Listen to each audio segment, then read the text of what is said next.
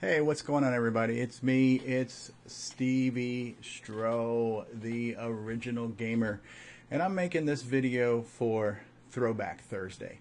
And what are we going to be talking about today? Well, in the little picture you see behind me here, you are seeing some Dungeons and Dragons old school manuals. So what are we going to talk about? It's Throwback Thursday. We want to talk about some old school stuff.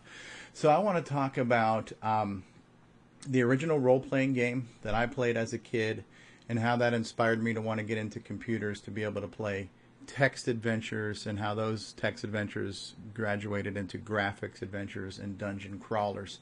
And I think they all have certain things in common, certain inspirations, and so I want to talk about some of them. So I've been asked by people who watch me play games on YouTube, do you play any RPGs? What is an RPG? It's a role-playing game. Do you play any role-playing games on computers or consoles?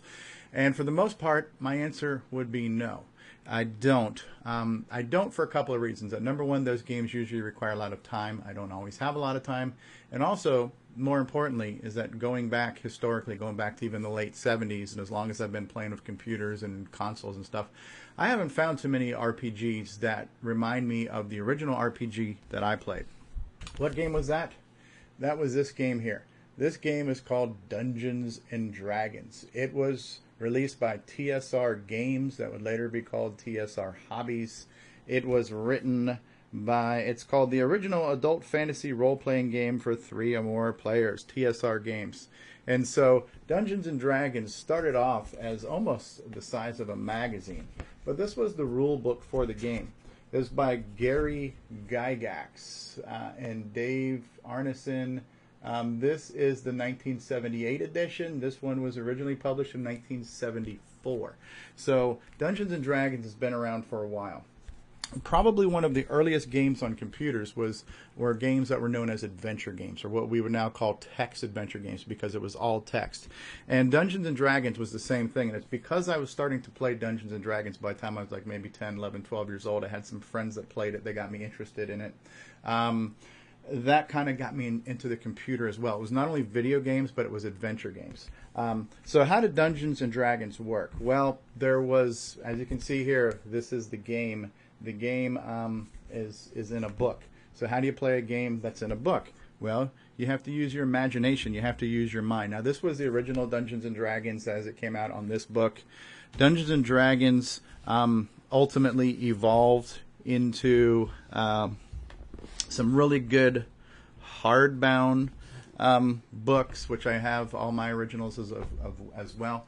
So Dungeons and Dragons evolved into what was called Advanced D&D, or Advanced Dungeons and Dragons. And there was many more hardbound manuals because the rules got a lot more complicated and a lot more informative. But what I loved about these books, number one, it's a hardbound, it's a real book. Just a lot of good writing in the game, lots of cool artwork. All this artwork, all this fantasy artwork that was in here. The covers were works of art. So, you know, the Dungeons and Dragons manual, I mean, look at some of this artwork here. It's just absolutely insane. But this game told you how to play the game. The game had rules. It was called a role-playing game, so you assumed the role of a character. You picked a character. Your characters had different classes. And a lot of this was heavily inspired by Tolkien's Lord of the Rings type stuff. So you had a class. You could be a human, you could be an elf, you could be a dwarf, you could be a halfling, you could be a different class or different race. Then there were different roles. You could be a magician, you could be, or they call a wizard, you could be a fighter, you could be a, different classes, different races, all kinds. So you kind of took on the role of a character. Another thing you did was you had really cool dice like these. So you rolled different dice for your different stats and your probabilities. Like when you wanted to create your character, you rolled 3 sets of 6-sided dice and you came up with some of your attributes like your strength, your intelligence, your charisma. This helped build your character as you play the game, and you do battle and you win battle and you kill monsters and you get treasure, you get experience points, and you add those up, and that helps you level up your character. Sound familiar if you played an RPG? So there was the Advanced Dungeons and Dragons, which had different manuals. So there was a Dungeon Master Guide. This was kind of like the main rule book. And then from the Dungeon Master Guide, there was a whole nother book that was called the Monster Manual. And the Monster Manual basically told you about a lot of different monsters you could put in your game. Again, just getting into the art, and this was all alphabetical, so it's almost like an encyclopedia of monsters. You got a picture of what they look like, you got all of their stats, what were their hit points, how much damage could they take, how much damage could they inflict, you know, so cool stuff. So this was the original Monster Manual. Well, later on we said, well, there's not enough monsters in the Monster Manual, so then they came up with another one called the Fiend Folio, and this was another one. Again, it's just an alphabetical encyclopedia of tons of bad guys you could put in your game. Something just fell out of this, so I'll have to find that. So you had the Fiend Folio. Again, hardbound book, really good, well-made book, lots of cool artwork. That then led to the Monster Manual 2 official. Now this one, TSR Hobbies, you know, the artwork got a little better, production got a little bit better. This was a newer one. This one came out, I don't know what year this came out. It says ages 10 and up. What was the year on this? A little bit later, 1982. So, you know, we went from like 74 to 78. This one was released in 82, so the TSR logo is a little bit better, you know, things like that. So you had all these books. How did the game play? Well, you had one person that controlled the game. That person was called the Dungeon Master. Dungeon Master basically would read off to you things. Now, the other thing is, too, is that, so those manuals, those led to, because the Advanced Dungeons and Dragons, as the name implied, very complicated to learn and understand. So they released baby versions. They released the basic and the advanced set. These were like box sets, and you had all the rules, and you came with a set of dice, and it came with what was called a module. So, you know, how did the game work? Well, Dungeon Master controlled the game, and you either designed your own dungeon, you had to draw it out on graph paper, and you had to stock your dungeons and explain it to the people, or you could buy what was called a module. And a module was basically an adventure or a level. So this is one that came with the basic set. So with the module, part of this was a cover that you could kind of set up. If you were the Dungeon Master, you could set this up in front of yourself as a screen to kind of block your information. On the inside were some maps of the territory they had to explore. It was all done in graph paper, and then the players had a blank sheet of graph paper. You had to explain to them their location. So every time you walked into a new room, you say, well, you're in a room, and this room is 20 feet wide by 30 feet tall, and the walls go to the west and to the east, and you had to kind of explain the room that they were in. They would take a piece of graph paper, they would start drawing up the room like this, but the whole point of all this is you were using your imagination. So it was very much a game of the mind. There was nothing to see. You had to completely imagine who you were.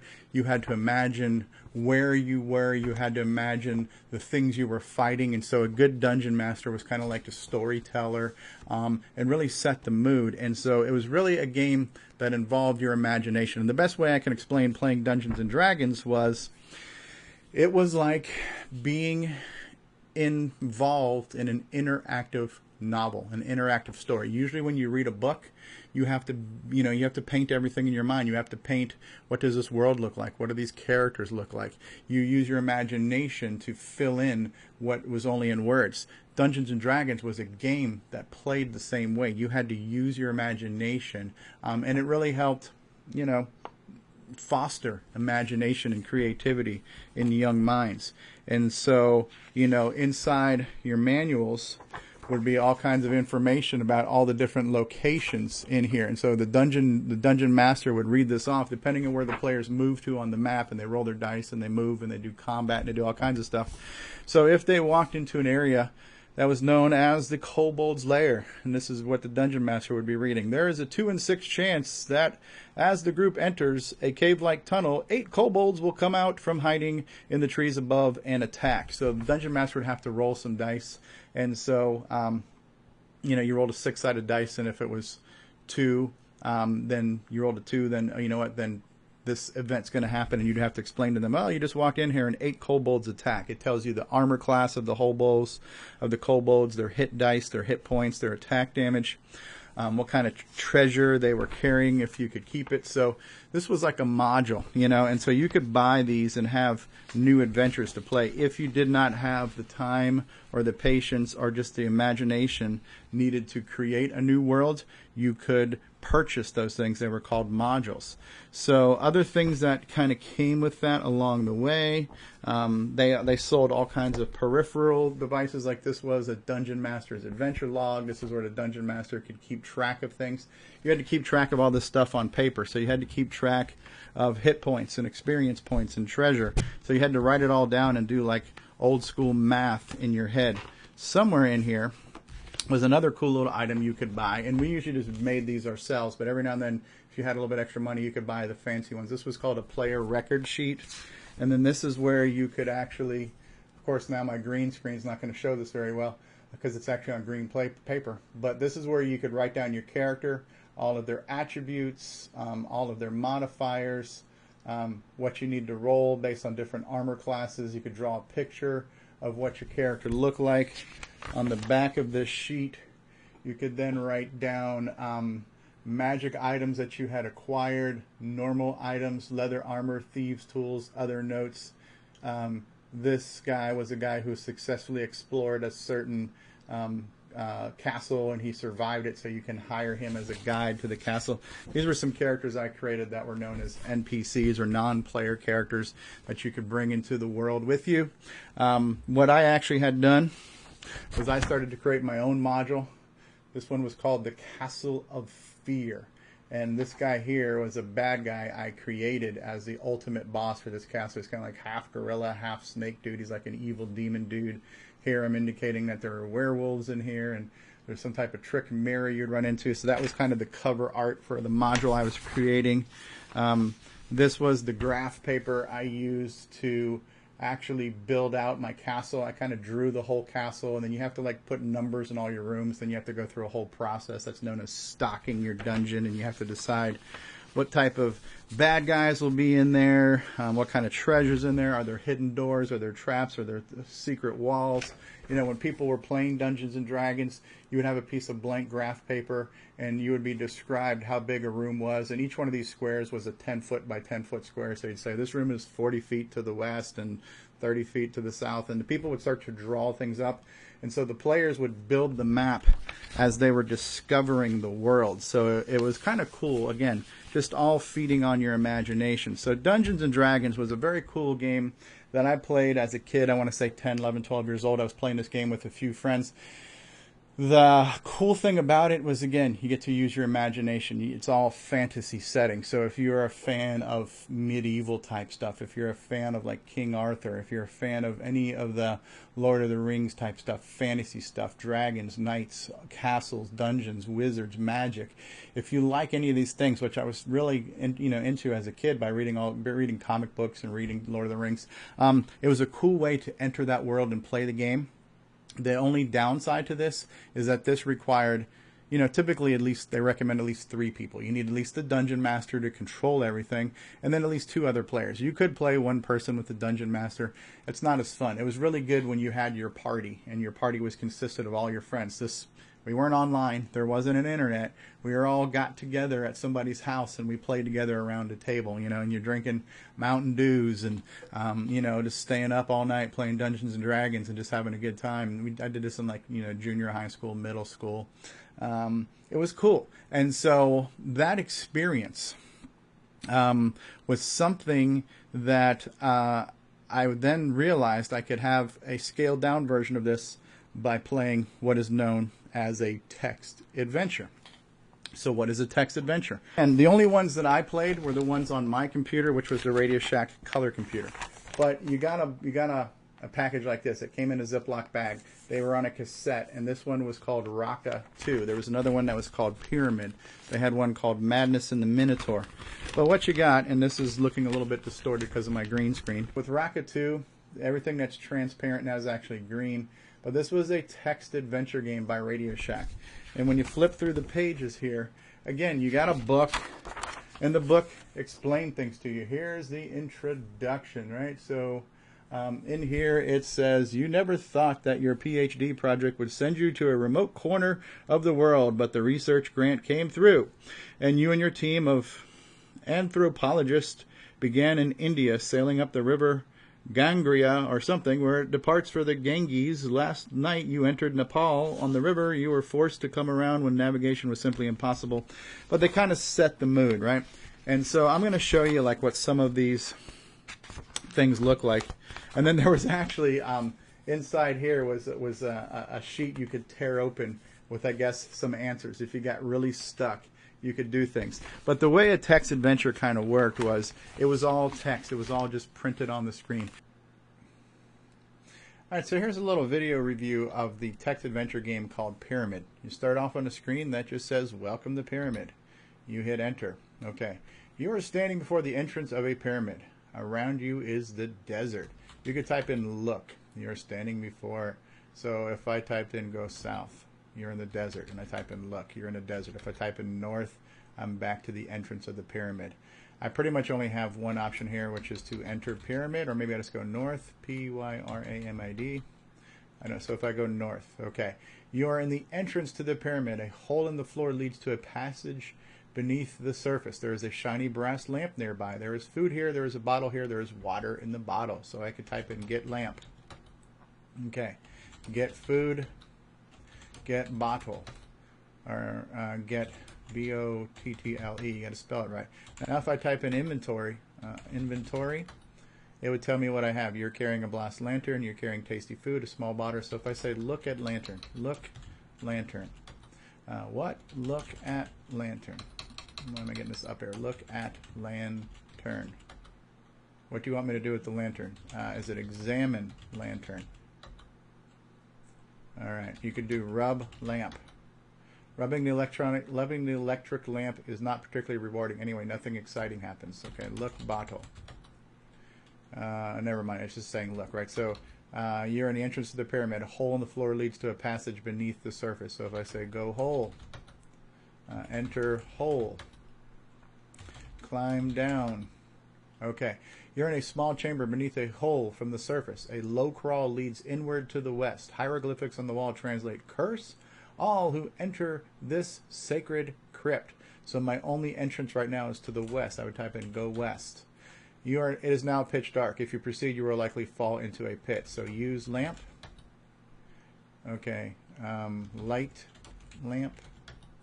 Your lamp is now on. Now when I type in "look," you are crawling over pebbles in a low passage. There is a dim light to the east end of the passage. There is a small statue box discarded nearby. Get box. Examine box.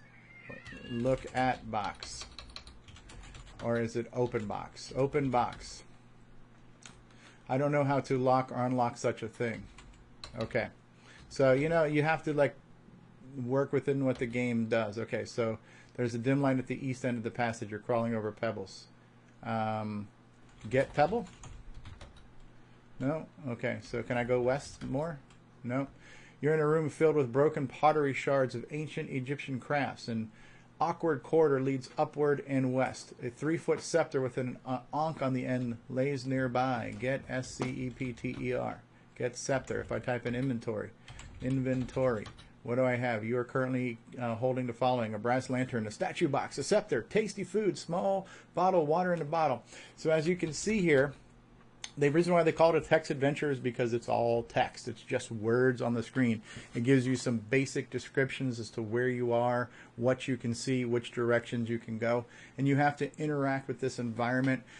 So these were some of the earliest games I played on my color computer, and I specifically chose these type of games because they reminded me of the Dungeons and Dragons experience, where you have this whole interactive fiction thing going on, where you are part of a story, you're interacting with the story, you're using your imagination. You could still draw a map too on paper. You could draw a map as to where you're going and what items you found in these locations, because there's no pictures here, there's no graphics. You will get lost. So just a little peek at a text adventure called Pyramid, and in a bit we'll show you some graphics adventures. So I hope you enjoyed this one.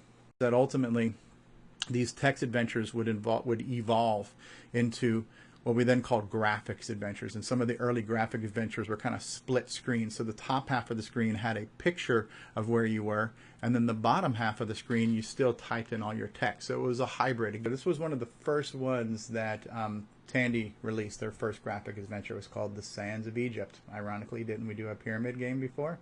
Okay, You are lost in the desert. You see sand. This one actually shows you a compass of what's on your screen, telling you what directions you could go. So I could go N for north. And what's kind of cool here is that you actually have animation. You have the clouds kind of scrolling across, and as the desert's moving, it's kind of multi-plane. If I go north again, how many times can I go north? Okay, you're at the top of a cliff. You see nothing special. Well, if I go D for down. Okay, you're at the base of the cliff. You see nothing special. Well, if I go south, you see nothing special. Can I go south again? Okay, here's a rope. Okay, you see an old rope. When I type in get rope, it says as you pick up the old rope, it crumbles to dust and blows away. You notice, however, that it was made from braided palm fronds. You are thirsty. Here's a shovel. Okay, get shovel, right? And then you can type in dig. You found nothing. And go west again. You can start digging in random places. You're very thirsty. You need to get water at some point in time. So what you can see, oh, here's a snake. Kill snake. How? With shovel. Okay, you are lost in the desert. You see sand. You see snake oil. You are very thirsty. So it's kind of cool that the text adventures evolved into what we call graphic adventures. And graphics adventures, obviously, as you can see here, give us something visual. The holy grail of kind of taking the whole concept of Dungeons and Dragons with the mapping and the monsters and the exploring dungeons and mazes, that concept with the adventure game concept of typing in commands and everything else was kind of brought into what the color computer's holy grail was a game that was called Dungeons of Daggorath. Look, examine. Okay, wooden sword. Okay, pull right torch, PRT. Use right. Use my torch. Okay, now I can look. Pull left sword. I have a sword in my left hand. So what we're looking at here is a game called Dungeons of Daggorath. Dungeons of Daggorath is pretty much the holy grail of adventure games because it's fully graphical, it's three-dimensional. This is technically what we'd call a dungeon crawler. Again, it's not the first dungeon crawler ever invented, but it's the first one on the CoCo, and it's probably, if you poll many people, whether or not they're even fans of games, I believe most people find Dungeons of Daggorath to be one of their favorite color computer games. So what I'm doing now is I'm typing in A space R for attack right. You could abbreviate your commands. So there's a snake here. Every time I hit him, I see the exclamation points of me attacking him. You can see my heart is going up too. I just killed him. There's the explosion sound. The cool thing about this was your heart was beating and told you the state of your health and everything else. If you type in look, if you type in examine, it would tell you what's in the room. Okay, so I think you could just use your arrow. Okay, attack right, attack right, attack right. Now the cool thing about this too is it actually had a type ahead buffer, so you could type like a fiend, but the problem was too is that you sometimes got lost in where you're going. So I think it was M for move, right? So I'm moving forward. Now this was a completely black and white monochrome game. It used the highest resolution mode of the computer. There were no extra colors here. There were no extra palettes here. And so in order to simulate TR for turn right, that's a dead end, TA for turn around. And I think some of these things that look like dead ends, see that little popping sound, I think that's a spider. You can hear the monsters. So this was a real-time game where the people attacked you in real time. The monsters were roaming the dungeon in real time. You are moving through a three-dimensional maze that is the dungeon. It did simulate darkness. It did simulate distance. Definitely did a good job of creating monsters in this world, and each monster had a distinct sound. I hear one of them now. I think that's the blob, that low frequency sound. Yeah, and that noise I just heard there, that's one of the knights, right? So each monster had a distinct sound. And if you survive these monsters, they will sometimes drop items, better swords, shields, things like that. So that looks like a snake. You can kind of see him off from a distance, so he's small. So here comes another snake, right? You can hear by his sound. So a snake was following me. He's come across me now. Now I can attack. So there are bad guys behind the snake coming too. Now the cool thing about this is that nobody will enter your space if there's already a monster there. So with this snake here, the other bad guys will kind of stack up. Let's see, now I'm starting to fade out because my heart was beating so fast. I was taking so much damage. And I died.